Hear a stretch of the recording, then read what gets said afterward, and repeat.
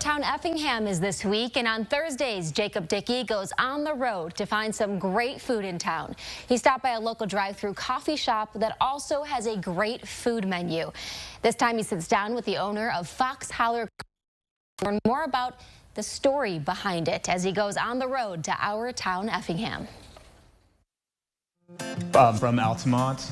My wife, she's from Effingham here. She is awesome. She's a nurse in town at St. Anthony Hospital. Traveled a lot. She stayed super busy. She has her doctorate degree now. The first time I met her, it's actually really funny. I was just a line cook, and I remember this chick walking in with pigtails. And I was like, oh, who is this?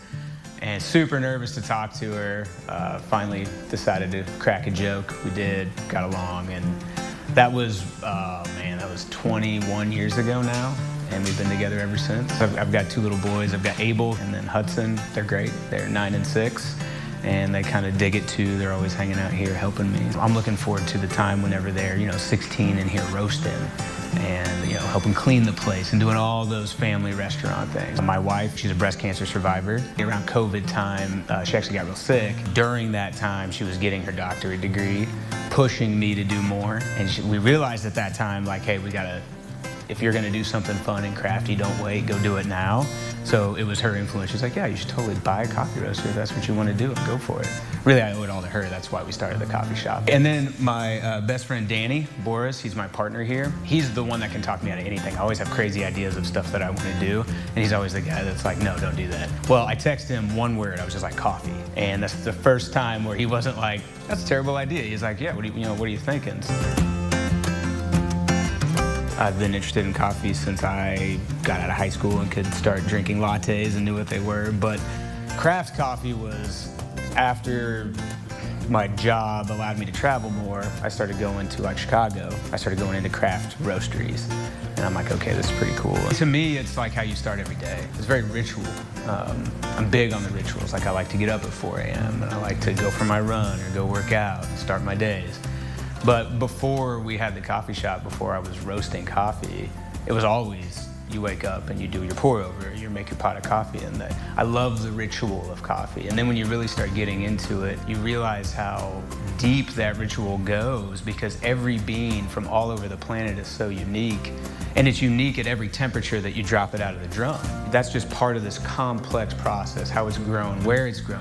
The families that grow it, it's awesome. They're all usually local farms that have been growing it for years.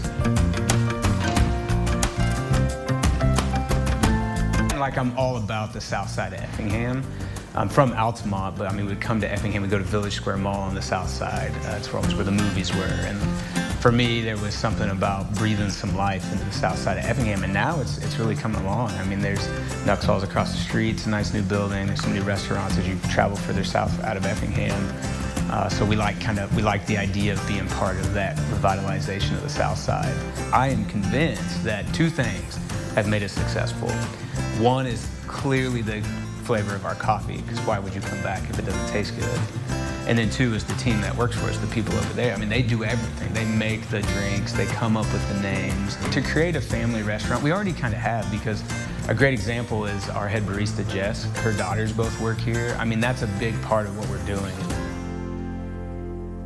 And if you recently got a fresh bagel there, Jacob happened to be helping in the kitchen, as you can see. Tonight at 5, we'll hear more from him, not just about the coffee, but about those fresh bagels, the food menu, and their plans for the future. It is the day before our next Our Town, and as Kevin said, we're heading to Effingham tomorrow. But we first sent Jacob Dickey before to scope out a great spot to eat. All right, so Jacob, at 4 o'clock, we heard the owner talk about how they started roasting coffee during COVID. And you say it's now not just about the coffee, but also about the food. Yeah, that's right. I got to go early to these things, Jennifer. And so I got to stop by a great place. I wouldn't have it any other way, of course. The coffee here is excellent. They roast their own coffee beans, and they have it available in retail. But in less than a year from opening this drive-thru, they've gone all in on bringing Effingham County tasty food options. Here's more as I go on the road to Our Town Effingham.